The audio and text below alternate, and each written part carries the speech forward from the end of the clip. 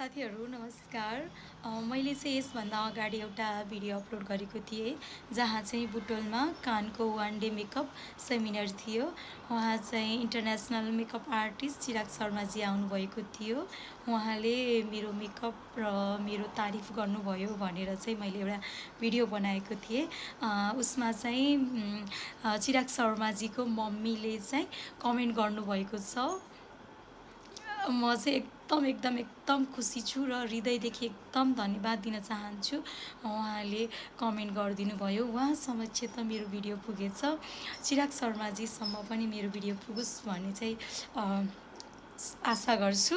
र अर्को कुरा, फेरि कुनै दिन चिराग शर्माजीसँग भेट भयो भने राम्रोसँग फोटो र भिडियो चाहिँ एकदम खिच्ने इच्छा छ मेरो।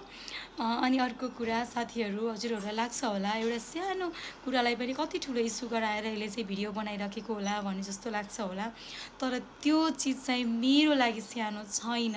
किनभने यति ठुलो आर्टिस्टले म भर्खर स्टार्टिङमा लागेको मान्छेलाई कस्तो राम्रो मेकअप गर्नुभएको, कस्तो राम्रो देखिनु भएको भन्ने चिज नै मेरो लागि एकदम ठुलो कुरा हो। त्यसले गर्दा प्लिज हजुरहरूले चाहिँ नराम्रो नमानिदिनु होला। कुनै दिन म पनि हैन सानोतिनो आर्टिस्ट बनौँला भन्ने चाहिँ सपना छ। त्यसले गर्दाखेरि चाहिँ हजुरहरूलाई चाहिँ एकदम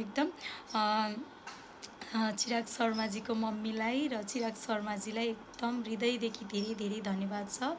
र हजुरहरूको आशीर्वाद सधैँ रहोस्।